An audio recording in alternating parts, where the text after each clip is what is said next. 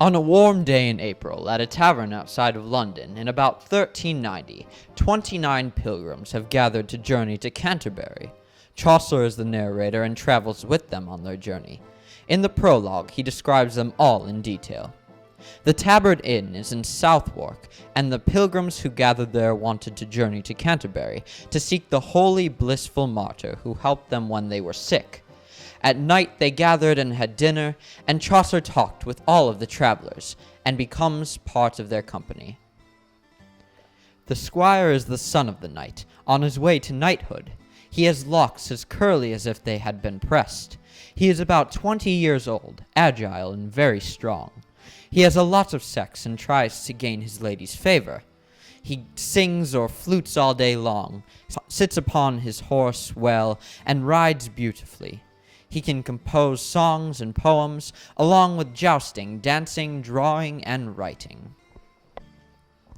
The yeoman is also with the knight. He carries a sheaf of bright, keen peacock feather arrows and a mighty bow.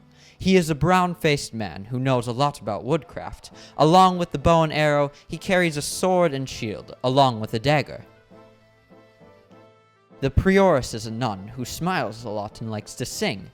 This modest woman is well known for her good table manners and politeness. She travels with another nun as well as 3 priests. She speaks French and sings very sweetly. The monk is an inspector of his monastery's estates. He is a manly man and has many dainty horses, and he rides them with bells. He has greyhounds and is really rich, and has sleeves lined with grey fur. He was a fat, fine lord in splendid shape.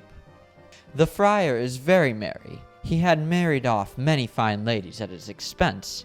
Got a lot of money from penance. His cape was always full of knives and pins to give to fair young wives. He could play a fiddle and carry a merry tune. He was courteous and humble, and the best beggar in his house. The clerk had long since devoted himself to the horse of logic, was hollow and serious. He would rather have 20 volumes of Aristotle. He had very little gold, and spent all he got from friends on books and learning. He never spoke a word more than necessary. What he did speak was very reverent. The franklin had a beard as white as a daisy, and ate bread dipped in wine for breakfast.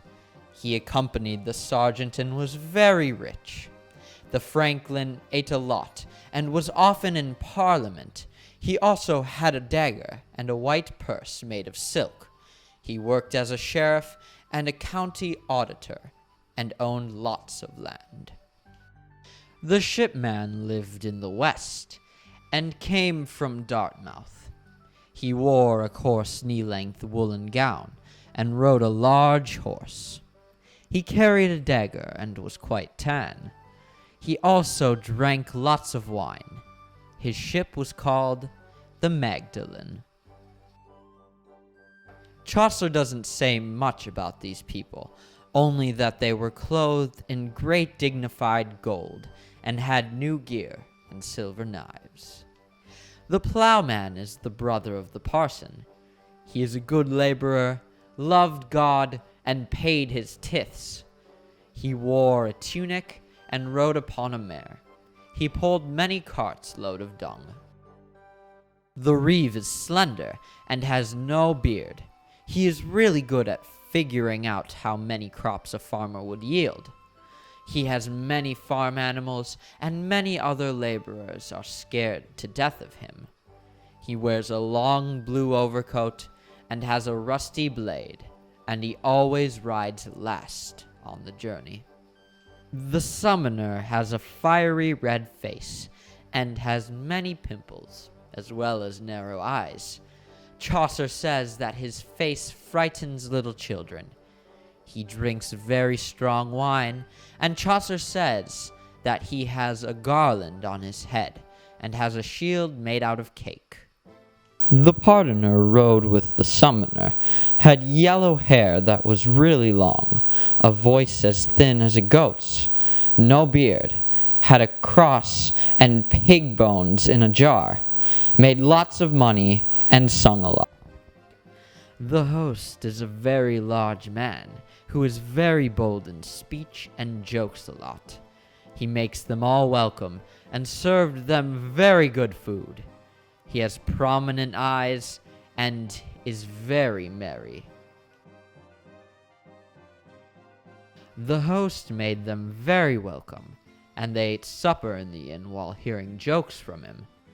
The host suggests they should all tell stories along the way to make the trip more bearable. They decide that each person will tell 2 tales on the way to Canterbury and 2 tales on the way back. They decide that whoever has the most interesting and amusing tales will have a supper at the cost of the rest of the party. The next day, the host gathered them, and they rode forward. They drew sticks, and whoever drew the shortest stick was to start the tales. And it was the knight. Na na na na na na na.